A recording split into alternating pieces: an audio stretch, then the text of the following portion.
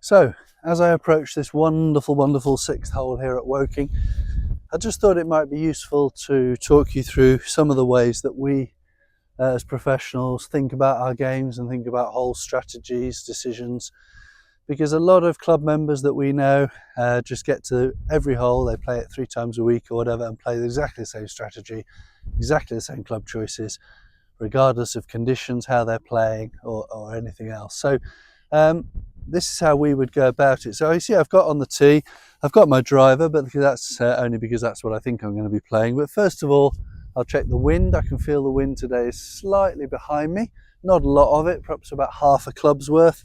And then I just check my yardages with my laser. So to carry the bunker on the left is about 258, and then to carry the bunker on the right is about 250. Now they're slightly slope adjusted, so they're playing about 6 or 7 yards shorter than that because of the slope downhill, and also with the wind assisted.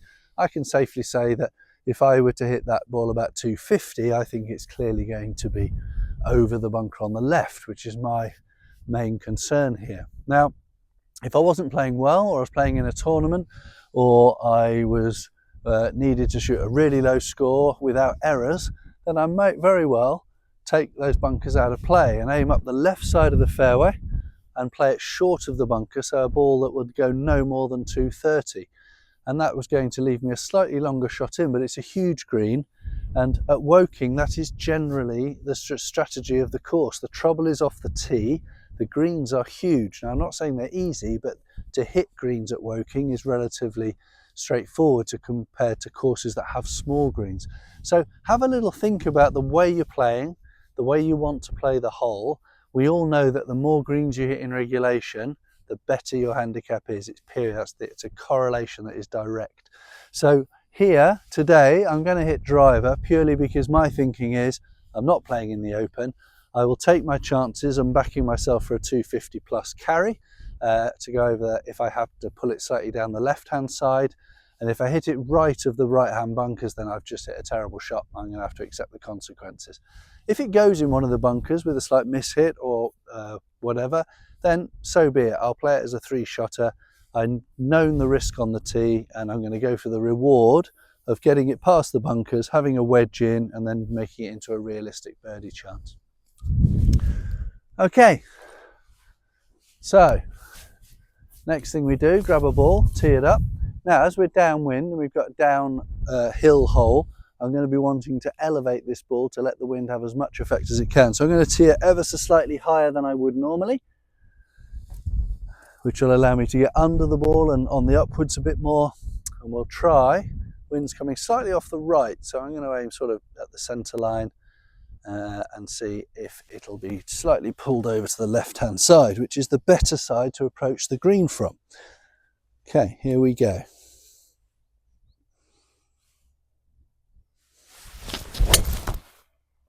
Okay, so it's just right of the centre line, inside the bunkers. Probably can't see that. Carried over the edge of the bunker on the right, and it's run out now. I'm going to have no more than about 90 yards left in there. So the thinking beforehand doesn't always work, but it put me in a good headspace to know what my decisions were, what my objectives were. And you can go around the whole course here experimenting with strategies that might be better on certain holes for you on any given day. So let's whiz down and have a look what I'm left with, and we'll talk about the strategy for the approach shot.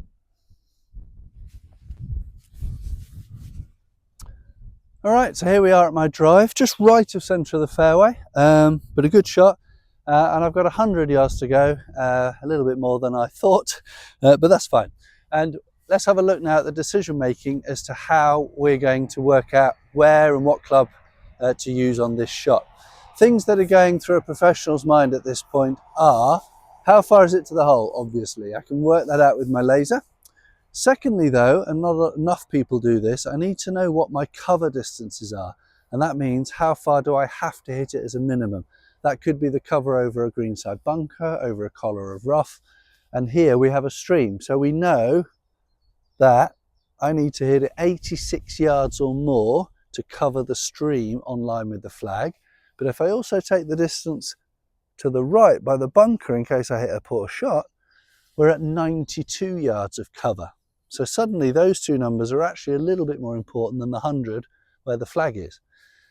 Lastly, do I want to be playing a putt uphill or downhill on this hole and then think about other holes at Woking? I'd much rather be having an uphill birdie putt from 15 foot than a downhill putt, because in the summer that is in 3-putt country and you can't attack the hole like you can from below it. So I really don't want to be landing this ball at 100 yards because it'll kick above the hole. Somewhere around about 95, 96 yards gets me over all the trouble, puts me on the green hopefully, and if we've done our maths and hit a good shot, will give me an uphill putt. So that's the sort of thinking that goes into every shot really quickly. Just as an aside, think about holes in terms of where you'd like to be approaching the green from. Now I know we haven't got control of our ball to that degree, but it actually, by thinking on the right lines, it helps you align on tees to the right sort of areas. This 6th hole, for example, is far better coming from the left-hand side of the fairway than the right. There's more room on the left, there's a better angle into nearly every pin position, and if you do happen to put the ball in a poor lie or in the rough, then you can actually, it's a shorter cover distance over the stream, and you can often run the ball up and make your par. Very difficult from the right-hand side rough. You've got the longest carry, the poorest lies, and the poorest angle going across the green. So these are the sorts of things that we think about. That means that on the tee, I can change my alignment to err on the side of the left side of the fairway, and it begins to just filter through your whole game that you're making good and sensible decisions. So let's have a go at this shot. 100 yards to the flag. I want to hit it about 95, 96. I'd normally hit sand wedge, which goes exactly that distance, but the lie is so sandy and poor, that means I'm going to have to hit a pure strike. I've actually got my gap wedge, which goes about 112, so I can hit a really controlled shot. Don't have to worry too much about getting the full distance on it. If you get a few grains of sand between your club and the ball, as you'll all have experienced, the ball goes absolutely nowhere. So this means I can focus more on strike than distance, and I can just hit a smooth shot. So 95 yards, let's see what we can do.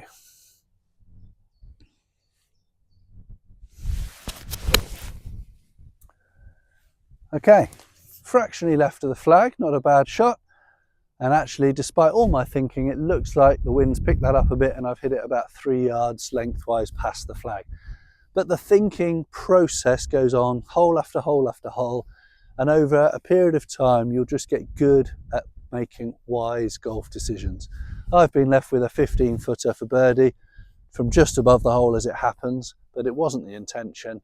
It just means that the thinking habit is in place and I can move on to the next hole. Hope that helps you with your game and your thinking. Let us know if you want us to come out on the course with you while you're playing, because sometimes that really helps to hear how we'd think with your golf games. We're always here to help you. Okay, see you next time.